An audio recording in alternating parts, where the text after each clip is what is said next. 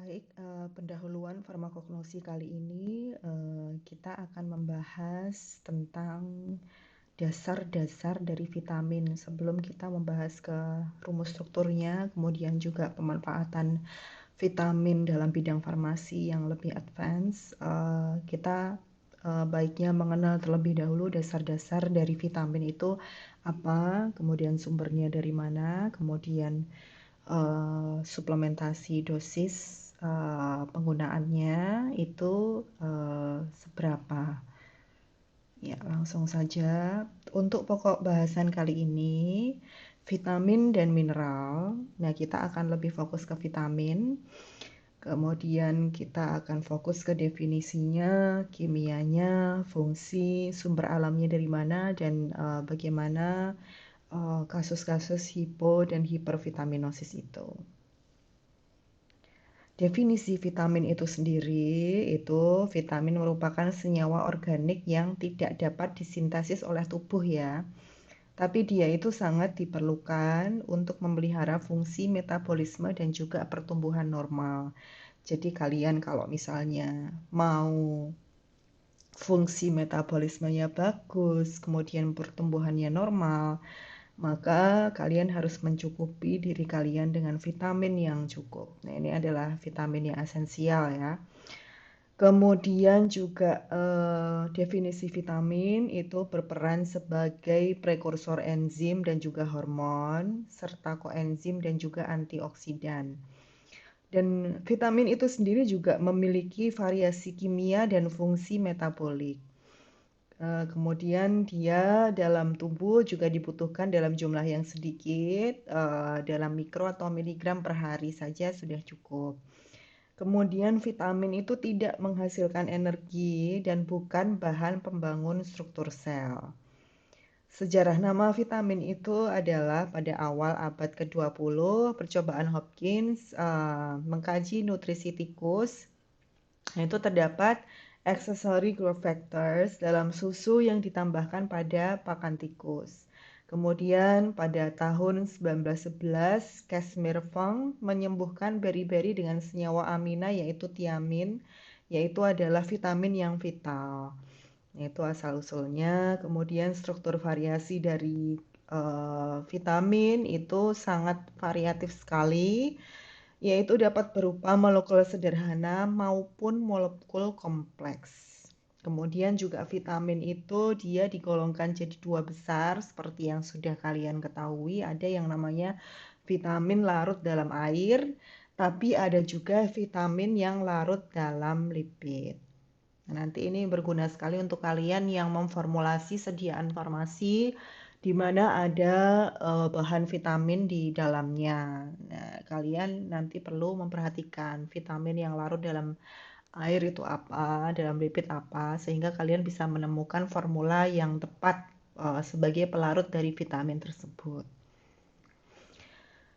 Kemudian vitamin itu merupakan suplemen dan sama ya, jadi dia seimbang. Jadi obat itu dibutuhkan juga oleh tubuh pasien, tapi ketika pasien sakit itu juga membutuhkan suplemen vitamin. Jadi suplemen vitamin itu sebagai bahan mempercepat regenerasi sel tubuh, kemudian juga bisa memperkuat asam amino, kemudian juga bisa memperkuat antibodi, kemudian juga bisa menormalkan fungsi metabolisme. Jadi sama ya, dia fungsinya lebih ke suplementasi kalau vitamin itu.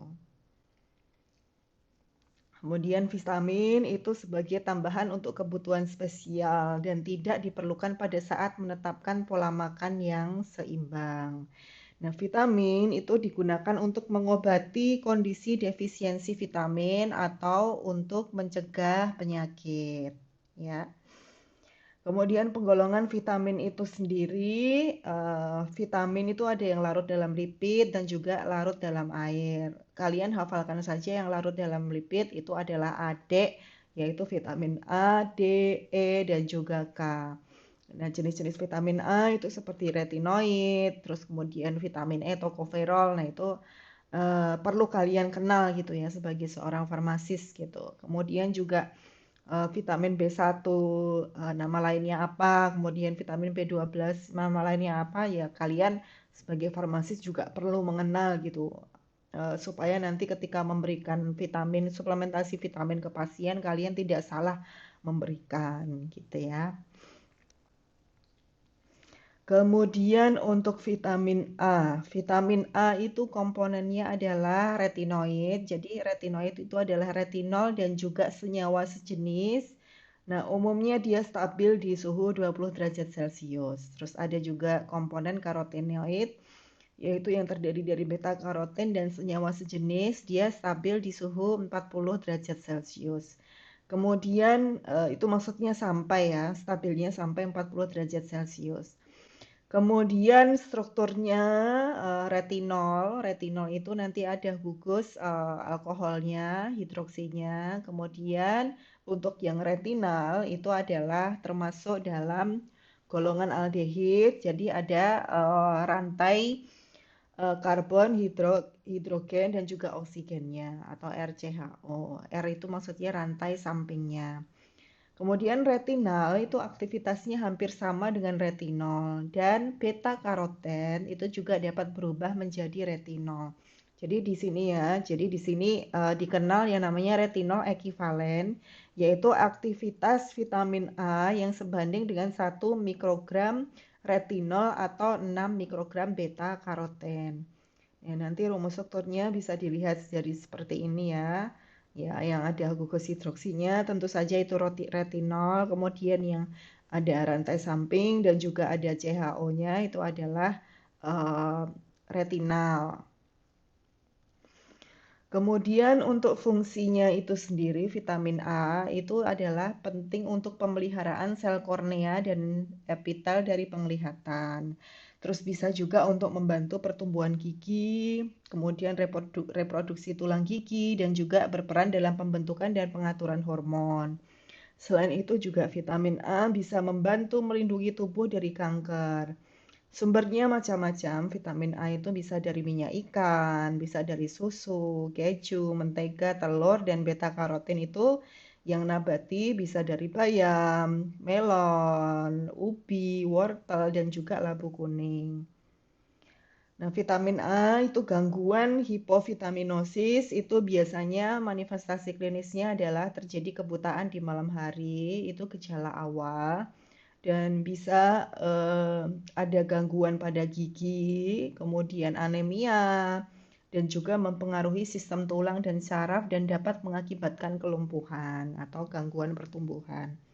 Kemudian kalau terjadi kelebihan vitamin A atau hipervitaminosis, maka akan terjadi mual, muntah, diare, kemudian juga bisa sistem saraf dan ototnya juga bisa dipengaruhi dan menyebabkan gejala seperti kehilangan nafsu makan, lemah, letih, lesu. Nah, itu udah apa ya? Itu sudah pakemnya kalau kekurangan vitamin. Kemudian untuk selanjutnya vitamin D. Nah, vitamin D itu adalah komponennya kalau pada hewan sumbernya adalah kolekalsiferol, itu vitamin D3.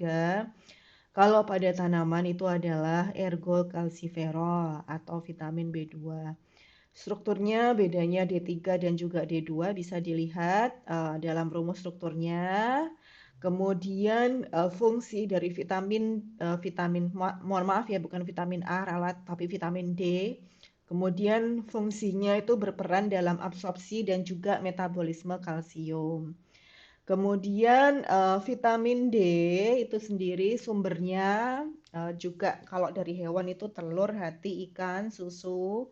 Kemudian dari tumbuhan itu dari sereal, roti, margarin dan juga dapat diproduksi dengan adanya sinar matahari. Kebutuhan harian vitamin D itu yang perlu kalian ketahui adalah 10 mikrogram per hari dan atau sama dengan 400 unit per hari. Nah, satu unitnya itu terdiri dari 0,025 mikrogram kolekalsiferol atau ergokalsiferol. Untuk pengobatan, untuk defisiensi vitamin D itu sekitar dosisnya 1.000 sampai 4.000 unit per hari. Kemudian untuk rickettsia itu sekian, untuk bisa dilihat juga dosis untuk hipofosfatemia sama hipoparatiroidism itu nanti ada sendiri dosisnya. Jadi beda-beda tergantung defisiensi penyakitnya apa. Kemudian pemberian vitamin D itu sendiri bisa diberikan oral atau L-glucokalsiferol itu bisa diberikan injeksi untuk kasus-kasus tertentu. Kemudian untuk bentuk obat vitamin D-nya, suplementasinya itu ada yang bentuk tablet, kapsul, kemudian ada yang bentuk larutan oral ataupun injeksi. Nah, ini adalah proses pembentukan vitamin D yang aktif ya, yang dalam bentuk aktifnya. Jadi sebelum vitamin D itu bisa digunakan dalam bentuk aktifnya dan bermanfaat dalam tubuh dalam bentuk aktifnya, nah dia itu eh, apa perjalanannya dibentuk dari prekursornya dulu ya, dari 7 dehidro kolesterol itu adalah prekursor yang dibuat di hati dari kolesterol. Kemudian di dalam kulit dengan bantuan sinar ultraviolet itu diubah menjadi previtamin D3. Kemudian baik itu kemudian diubah dalam bentuk inaktifnya yaitu vitamin D3. Nah, itu juga dari makanan pun juga nantinya masih dalam bentuk inaktifnya yaitu vitamin D3. Kemudian ditransfer ke hati mengalami proses hidroksilasi menjadi 25 hidroksi vitamin D3. Nah, baru nanti di ginjal mengalami proses hidroksilasi dalam bentuk active formnya ya, dalam bentuk 1,25 dihidroksi vitamin D3. Nah, ini dalam bentuk aktifnya yang bisa digunakan. Kemudian vitamin D. Nah, vitamin D itu bila mengalami kondisi hipovitaminosis itu maka tulang tidak dapat mengeras atau tulang lemah seperti tulang bengkok akibat berat badan. Kemudian menyebabkan kelainan bentuk dan rasa nyeri pada lengan, tungkai, merusak sistem syaraf dan otot, dan bisa riketsia pada anak atau osteomalacia pada dewasa. Kemudian kalau kondisi hipervitaminosis atau toksik itu nanti terjadi peningkatan konsentrasi kalsium di dalam darah. Dan kalsium itu nanti bisa membentuk batu ginjal dan juga menyebabkan pembuluh darah mengeras. Dan kondisi ini tuh sangat berbahaya gitu bagi arteri pada hati dan juga paru-paru. Kemudian bisa juga kehilangan nafsu makan, lemah, letih, lesu itu sudah manifestasi klinis yang umum dari gejala kekurangan vitamin. Kemudian selanjutnya adalah vitamin E, komponennya itu adalah alfa tokoferol dan isomer. Kemudian strukturnya bisa dilihat sebagai berikut. Vitamin E, nah itu fungsinya merupakan antioksidan. Kemudian juga bisa membantu menstabilkan membran sel, kemudian mengatur reaksi oksidasi dan juga berfungsi sebagai kofaktor beberapa enzim. Kemudian untuk sumbernya itu sendiri itu bisa berasal dari sayuran dan minyak biji-bijian seperti minyak kacang dan juga minyak kulit gandum itu mempunyai konsentrasi vitamin E yang tinggi dan juga minyak jagung dan juga minyak biji bunga matahari. Kuning telur dan juga daging, jadi lemak hewani seperti butter dan susu itu juga itu hampir tidak mengandung vitamin E. Jadi vitamin E itu sebagian besarnya itu terdapat dari sayuran dan minyak biji-bijian.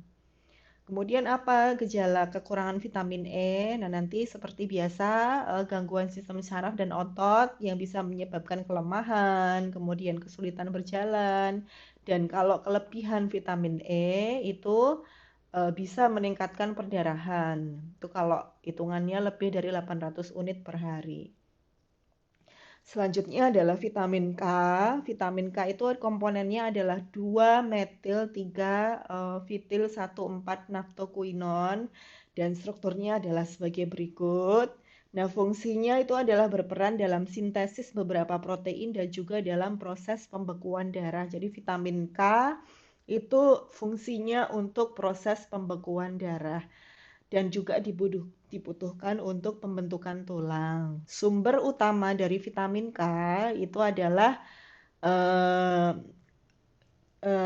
hasil sintesis oleh bakteri di dalam sistem pencernaan, di dalam mikroflora usus. Kemudian sumber dari makanan itu adalah hati, sayur-sayuran berwarna hijau yang berdaun banyak seperti bayam, dan juga sayuran sejenis kubis atau kol dan juga susu. Jadi sediaan farmasinya itu berupa tablet dan dosis umumnya 2,5 sampai 10 mg dan dapat diulang setelah 12 sampai 48 jam jika diperlukan. Nah, apa gejala hipovitaminosisnya? Kalau kekurangan K itu maka bisa terjadi resiko perdarahan. Jadi darah itu tidak dapat membeku. Dan itu jarang terjadi kecuali pada bayi karena sistem pencernaan bayi yang baru lahir itu masih steril dan juga tidak mengandung bakteri yang dapat mensintesis vitamin K. Jadi air susu ibu itu mengandung hanya sejumlah kecil vitamin K. Kemudian apa kalau gejala kelebihannya? Gejalanya itu bisa terjadi hemolisis sel darah merah atau terjadi perdarahan, kemudian bisa terjadi penyakit kuning dan juga kerusakan otak. Kemudian selanjutnya adalah vitamin C. Vitamin C itu komponennya adalah asam askorbat atau 2-oksogulonolakton dan strukturnya adalah sebagai berikut. Jadi bisa kalian lihat sendiri. Nah, itu fungsinya berperan pada proses penyembuhan luka serta daya tahan tubuh melawan infeksi dan juga stres. Selain itu juga bisa berperan dalam pembentukan kolagen dan jaringan-jaringan intraseluler terutama pada tulang, kulit, dan juga gigi. Nah, sumbernya itu banyak sekali. Bisa berasal dari sayuran dan buah-buahan, bisa berasal dari ASI juga, itu juga bisa mengandung vitamin C. Kemudian untuk gejala kekurangan vitamin C itu bisa terjadi penyakit sariawan, perdarahan di sekitar gigi dan gusi, anemia dan juga nyeri otot. Kemudian untuk gejala kelebihannya itu bisa mual, kejang perut, diare, dan juga ini hati-hati bagi para pasien atau bagi para wanita nih terutama yang apa sekarang ini kan trennya skincare itu yang banyak mengandung vitamin C. Kemudian juga ada juga perawatan-perawatan di klinik-klinik kecantikan yang dia itu injeksi vitamin C untuk memperkuat tubuh dan juga untuk memutihkan kulit. Terus kemudian ada yang namanya infus whitening itu kan juga eh, dimaksudkan ditujukan untuk agar kulitnya cerah, agar kulitnya putih. Nah, itu harus hati-hati kalian. Karena apa? Karena vitamin C yang dosis tinggi itu beresiko untuk mencederai ginjal atau untuk membentuk batu ginjal. Karena apa ya? Resiko vitamin C yang hipervitaminosis itu adalah nefrotoksik atau bisa toksik terhadap ginjal. Jadi harus berhati-hati. Kemudian selanjutnya adalah vitamin B itu jenisnya tuh banyak sekali, ada vitamin B1 sampai B12. Nah, itu harus kalian apa? Harus kalian hafal nih kalau bisa nih ya. B2 itu riboflavin namanya, B3 niacin, terus B6 itu pyridoxine karena nantinya ketika kalian di apotek atau pelayanan kesehatan atau pengabdian masyarakat itu nanti akan sering sekali apa diberikan suplementasi gitu untuk pasien. Jadi kalian juga memberikan suplementasi ke pasien. Kemudian kalian ya harus hafal gitu tempat-tempatnya. Kalau misalnya nanti yang vitamin yang mengandung B12 atau sediaan yang mengandung B12 itu yang mana, kemudian yang mengandung B6 itu yang mana, B2 yang mana. Nah, nanti kalian harus hafal dan bisa membedakan. Kemudian ini untuk vitamin B1 itu kegunaannya adalah mencegah beri-beri dan sumber utamanya kacang, daging. Terus ini bisa kalian baca sendiri, bisa kalian lihat sendiri dari vitamin B1 sampai B12 itu kegunaannya apa saja, kemudian sumber utamanya apa saja. Nah, nanti bisa kalian pelajari lagi, bisa kalian pahami sendiri. Nah, mungkin apa? Mungkin kalau vitamin B9 asam folat ini juga penting ya. Jadi penting untuk trimester pertama kehamilan terutama karena dia mengatur transfer CH3 dan berguna untuk proses perkembangan janinnya agar baik, perkembangan otak juga agar lebih baik dan sumber utamanya adalah sayuran hijau dan juga hati. Nah, nanti untuk vitamin yang lainnya bisa kalian baca sendiri. Kemudian untuk gejala hipovitaminosis dan hipervitaminosis, nah nanti kalau misalnya B12 itu kalau gejala kekurangannya itu bisa bisa terjadi ada yang namanya penyakit anemia pernisiosa. Jadi anemia pernisiosa itu adalah anemia yang kekurangan vitamin B12. Gejalanya adalah lemah, letih, lesu seperti itu. Jadi pengobatannya ya harus ada suplementasi vitamin B12 dan juga zat besi nanti. Nanti kalian akan pelajari di mata kuliah anemia. Nah, untuk daftar pustakanya adalah sebagai berikut. Nah, nanti bisa kalian baca sendiri juga dan lihat di internet juga gitu ya tentang vitamin. Nanti Ibu minta kalian mengembangkan sendiri, belajar vitamin sendiri secara lebih lanjut dan juga lebih advance yang menyangkut tentang farmakognosi. Baik, sekian dari Ibu. Terima kasih. Wassalamualaikum.